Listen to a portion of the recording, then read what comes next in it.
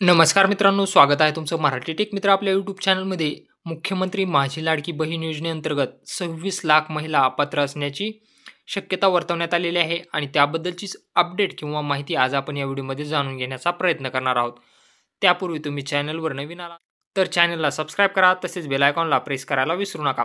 आपले Telegram channel किंवा WhatsApp चॅनलही असून त्याची लिंक तुम्हाला डिस्क्रिप्शन बॉक्समध्ये दिलेली आहे, जेथे आपण वेगवेगळ्या शासकीय योजना, लाडकी बहीण योजना संबंधी माहिती शेअर करत असतो, त्यामुळे तेही जॉईन करायला विसरू नका. चला तर मग पाहूया काय आहे. महिला व बालविकास मंत्री आदिती तटकरे मॅडम यांनी पोस्ट केलेले आहे. पाहू शकता तुम्ही. मुख्यमंत्री माझी लाडकी बहीण योजनेअंतर्गत लाभ घेत असलेल्या लाभार्थ्यापैकी सुमारे 26 लक्ष लाभार्थी योजनेच्या निकषानुसार पात्र दिसून येत नसल्याबाबत माहिती व तंत्रज्ञान विभागाने प्राथमिक माहिती उपलब्ध करून दिली होती.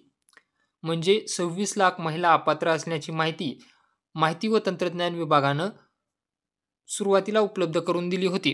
सदर सुमारे 26 लक्ष लाभार्थी राज्यातील सर्व जिल्ह्यांमधील आहेत. म्हणजे हे जे 26 लाख लाभार्थी आहेत ते वेगवेगळ्या जिल्ह्यांमधील आहेत. त्यानुसार महिला व बालविकास विभागाने सदर लाभार्थ्याची प्राथमिक माहिती संबंधित जिल्हा यंत्रणेला छाननीसाठी म्हणजे फिजिकल व्हेरिफिकेशनसाठी उपलब्ध करून दिलेली आहे. त्यानुसार हे लाभार्थी योजनेच्या निकषानुसार पात्र ठरतात किंवा नाही याबाबतची सूक्ष्म छाननी क्षेत्रीय स्तरावर सुरू आहे. छाननीअंती या लाभार्थ्याचे पात्रता अपात्रता स्पष्ट होणार आहे.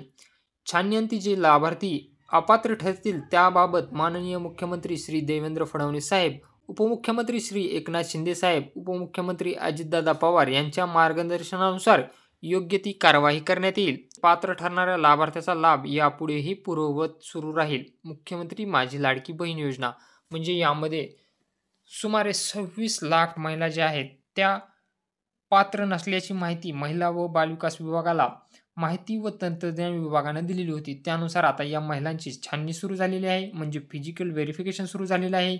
आणि हे व्हेरिफिकेशन कोण करणार आहे तर संबंधित जिल्हा यंत्रणा याची तपासणी करणार आहे आणि त्याच्या निकषानुसार जर पात्र असतील तरच तुमचा लाभ सुरू राहणार आहे. असं हे महत्त्वपूर्ण अपडेट होतं. तर अशाच प्रकारच्या नवनवीन अपडेट्ससाठी आणि माहितीसाठी तुम्ही आपलं टेलिग्राम चॅनल जॉईन करा, व्हॉट्सअप चॅनल जॉईन करा आणि यूट्यूब चॅनललाही सबस्क्राईब करायला विसरू नका.